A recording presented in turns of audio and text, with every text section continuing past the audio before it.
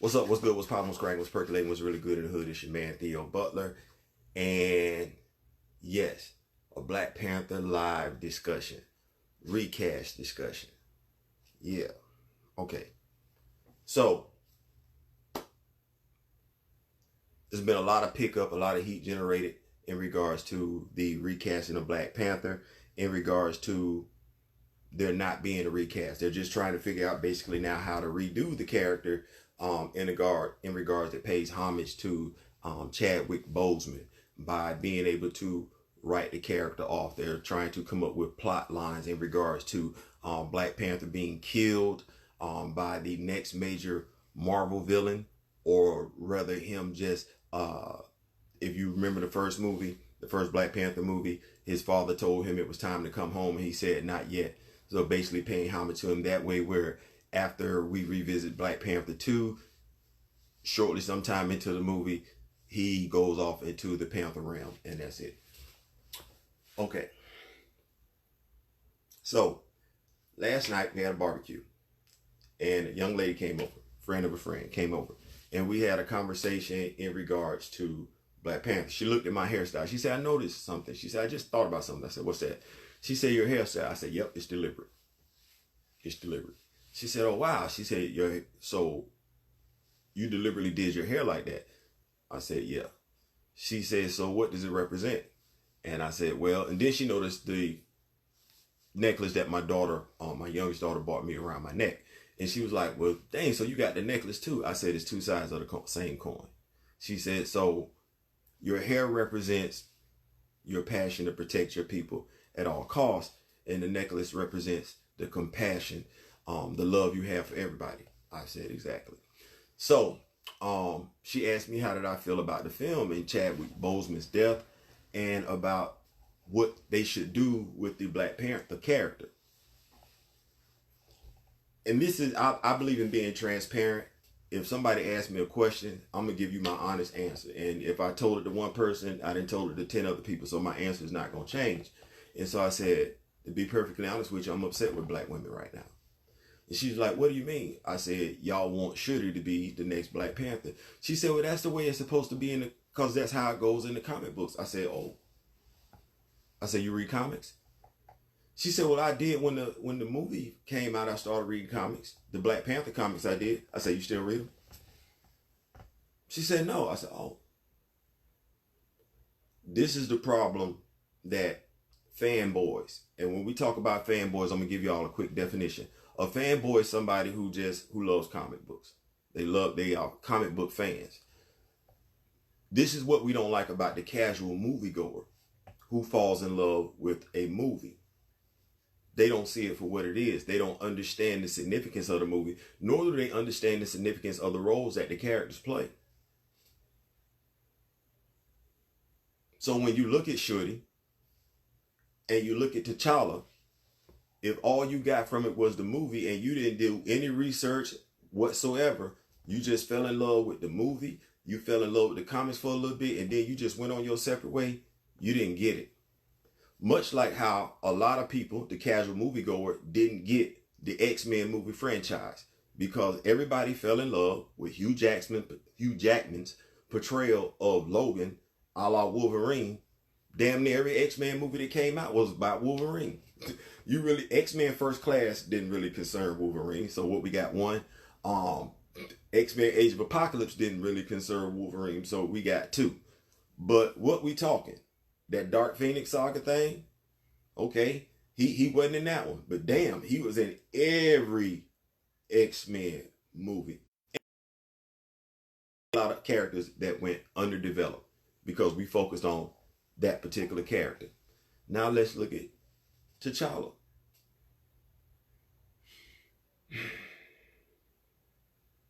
Without doing any research whatsoever, you don't really understand that T'Challa is, for the most part, the only black superhero that doesn't fall into a stereotype.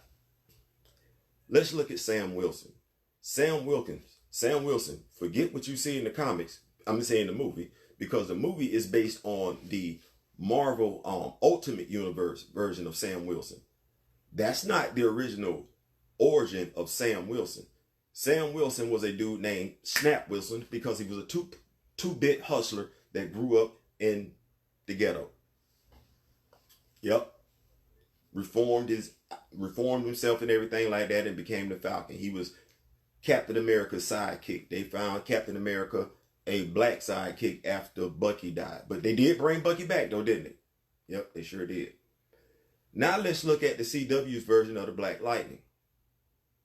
The Black Lightning, Jefferson Pierce, grows up in the ghetto. And does he become a multi-gold medal athlete? He does, but he winds right back in the ghetto. Okay, well, let's look at John Stewart, the Black Green Lantern. Yes, the way they depict him now, he was in the Marine Corps, simplified double dog. You know, he's the best sniper in the Green Lantern Corps. But they had to redo John Stewart's origin because John Stewart started in the ghetto. Oh, well, let's look at Static Shock, Virgil Hawkins. Virgil Hawkins lives in the inner city. He's got both his parents because basically, for the most part, besides him and T'Challa, them the only two black superheroes that we know had parents. The rest of them, totally, completely irrelevant. This story, this plot device goes on and on and on. Unless we look at Aurora, who's getting ready to make her Marvel Cinematic introduction. And it's supposed to be in Black Panther 2. Our sons, and that's what I say, our sons did not have the black superhero that did not fall into that same tired, lame stereotype.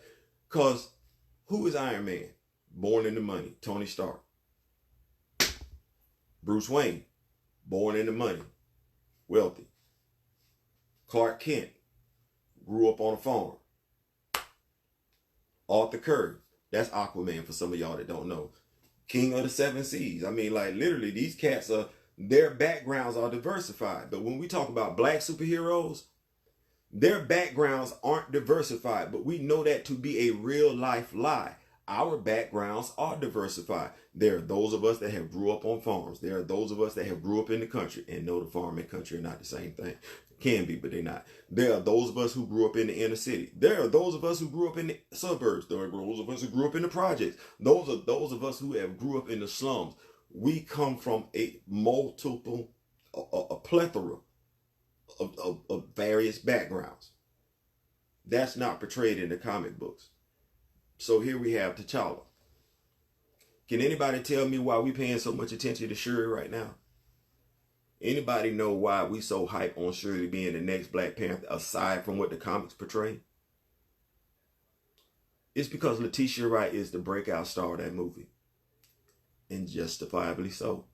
It is her performance as Shorty that has everybody captivated. And justifiably so. How many little girls dressed up as Shorty during Halloween? How many queens, full-grown women dressed up as Shorty for Halloween cosplay? Probably just as many little boys and grown men dressed up as T'Challa. Now watch this one.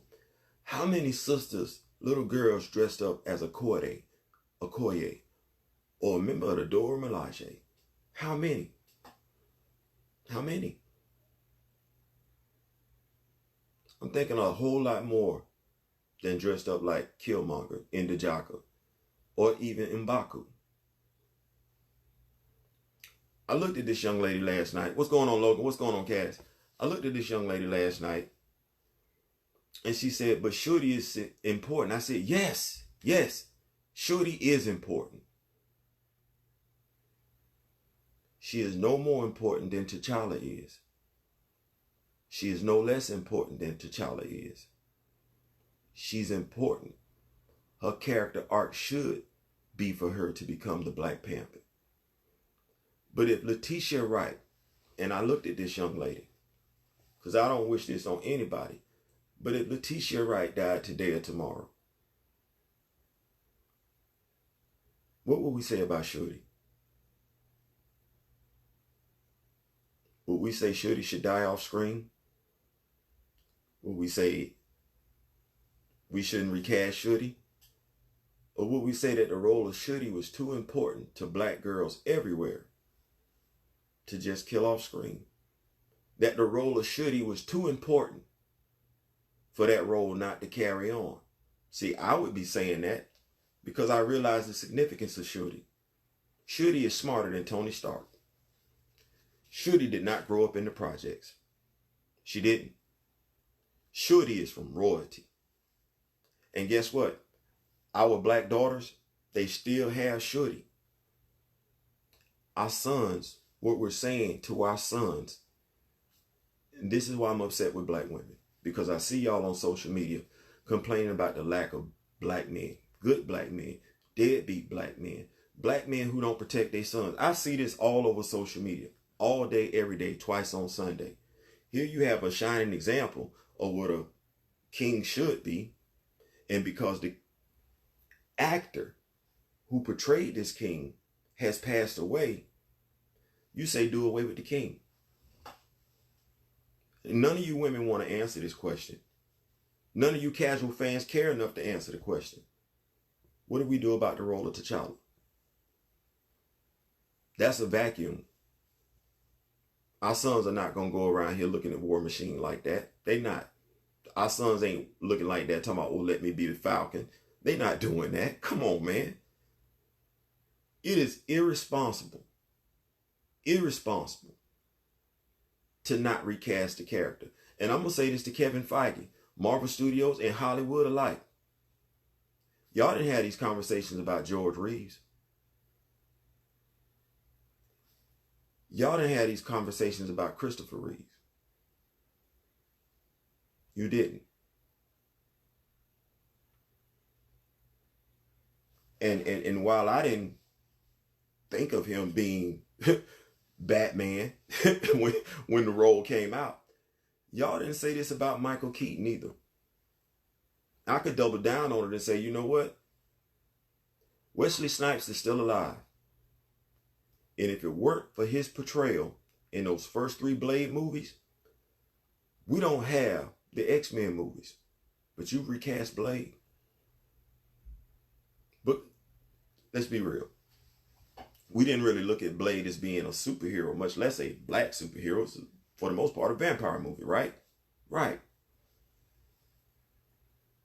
But T'Challa, from Africa, the king of a nation, that role,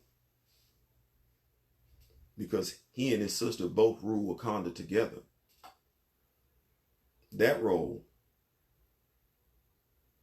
is way too important to not recast. I understand the sentiments toward Chadwick Boseman. I do. It hurt. It did.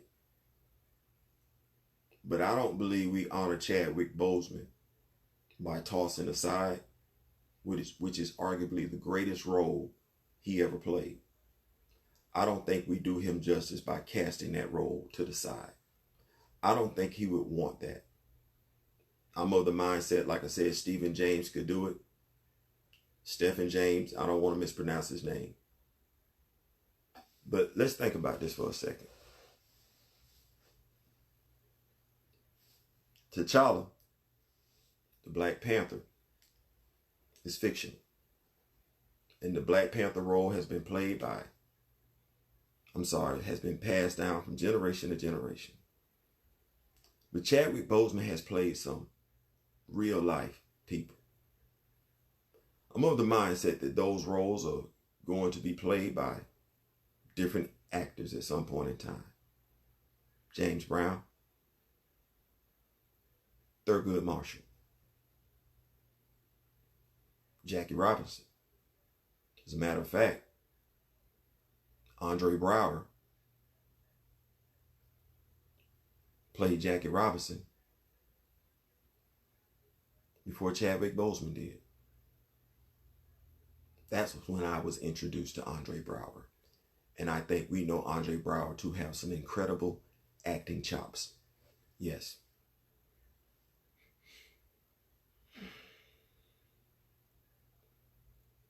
The legacy of Chadwick Boseman shall live on.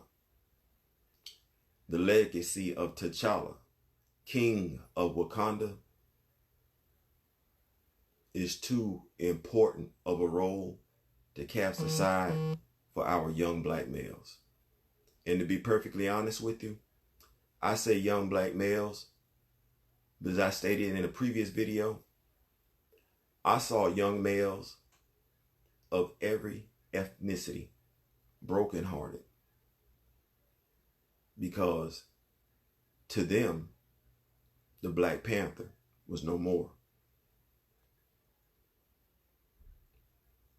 It would be just as egregious of us to, if Letitia Wright passed away, for that role not to continue because of the significance to our daughters and what it means to be better than what society says you can be. For us to look at our sons and say, that role is no more. That's not right. That's my time. I'm out. I love each and every last one of y'all. Y'all go hit me up on my YouTube channel. I ain't saying, I'm just saying with Theo B. Click, like, subscribe, share. Peace. I'm out.